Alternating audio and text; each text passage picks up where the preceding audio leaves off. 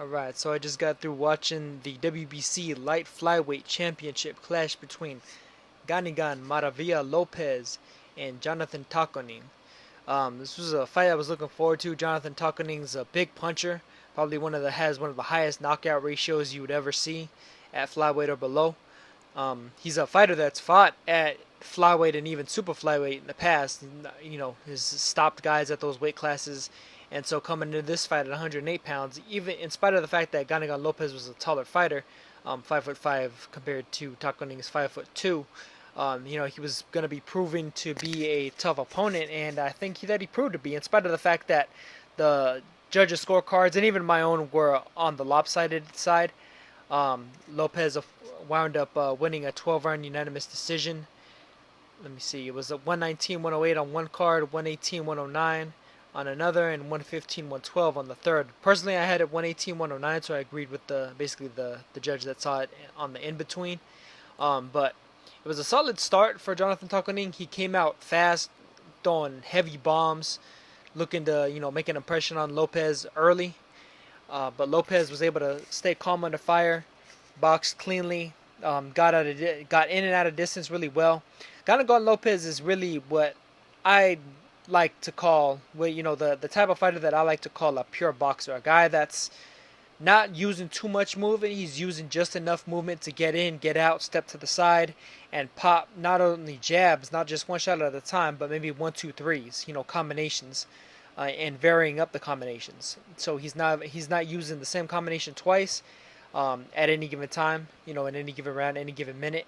And so he's making it so that he's varying up his attack and he's varying up his offense to defense transitions in a way that it makes it difficult for a fighter to time. Especially difficult for a guy that's throwing bombs, heavy shots, both at mid and close range, the way that Taconing was looking to pretty much take Lopez's head off early on. And as well in the mid rounds. And the mid rounds is really where Taconing managed to start getting a little bit of a foothold. I'd say rounds 6 through 8, because I'd say rounds 3 to 5 were pretty much dominated by Lopez boxing, sticking and moving, using a very precise right jab. These are two left-handed fighters going in there, two southpaws. So interesting transition of stances, basically with regard to the fact that it's pretty much like watching two orthodox fighters, only it's two guys in the southpaw stance facing off against each other. And a lot of times southpaws actually don't like fighting other southpaws because the angles line up in an entirely different fashion. And the way that Lopez's jab in particular was lining up was extremely, extremely good. Taconing was trying to land a lot of right hooks and overhand lefts. I'd say the overhand left wound up being Taconing's best punch. He was able to land them occasionally, and like I mentioned before, rounds 6 to 8, he landed a couple of really, really nice ones.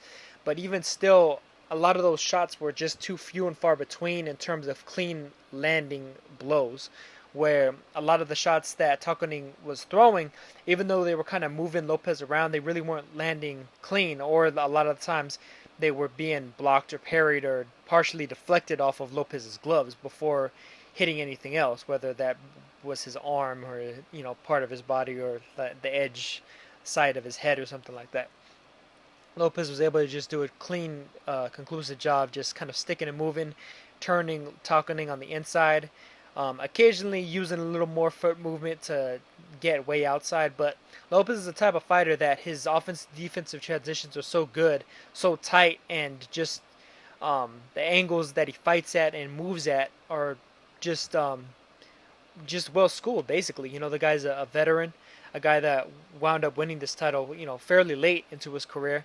And he's a 34-year-old guy, has about 36 fights, and or maybe not 36, about 35 or 34, and he basically just cleanly outboxed Taconing, even in spite of the fact that Taconing was trying to mount that little bit of a mini rally from round 6 to 8.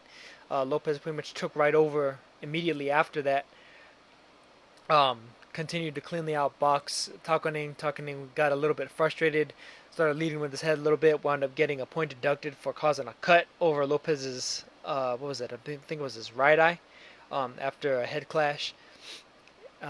Rounds 10 through 12 was pretty much all Lopez again, and just cleanly outboxed Taconing, showed off just good skills all around, and of course, as mentioned earlier with the scorecards that I read off before, won a clean unanimous decision over a tough, strong, heavy punching opponent.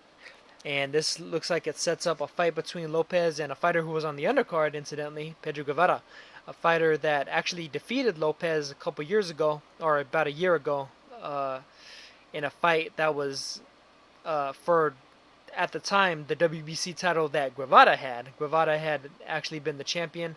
Lopez had gone in there as the challenger, lost a close unanimous decision to Pedro Guevara, and Pedro Guevara wound up losing that title a little bit later last year to Yu Kimura of Japan. Ganigan Lopez flew over to Japan, and that was a little bit of a controversial split decision to Yu Kimura. Lopez went over to Japan and beat Kimura cleanly, just a clear domination over Kimura that Lopez pulled off. So now it's looking like we have a grudge match, a rematch set up between Lopez and Guevara. One of the things that I really liked about Ganigan Lopez is the fact that immediately after defeating Yu Kimura, he called out Pedro Guevara. You very rarely see that nowadays. I mean, in any weight class, with any fighter really. Most fighters, they're real hesitant to really go after a guy that either troubled them or beat them in the past like that, where they want to go out and set the record straight, and it's not even necessarily just about money. It's about both. The money comes along with the pride and the accomplishment of it, because people know that, oh, it's a grudge match. These are two fighters with a history, with a rivalry, and I think it's the first fight was a very, very good fight, a closely contested fight.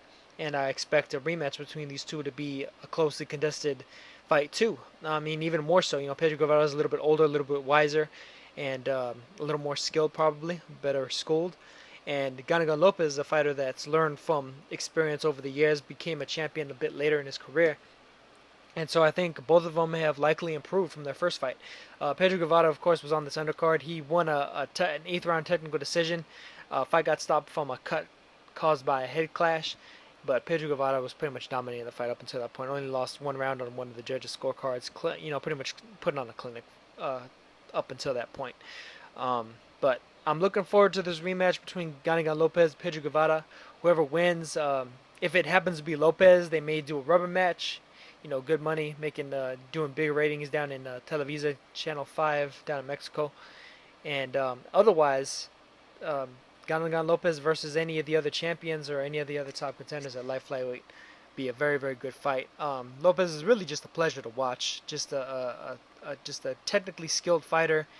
Those high volume, in spite of the fact that he could pretty much pack it in for the most part and just cleanly outbox guys with only a few punches thrown per round. But he's a guy that has a good work rate, excellent skills, and just a very, very all-around complete boxer. He's a joy to watch, and it'll be fun to watch him against another guy that's a little bit more of a puncher in Guevara, but still a very finely tuned boxer. So looking forward to that one, and that's it for my recap on these fights, and I'll catch you guys on the next one. Peace.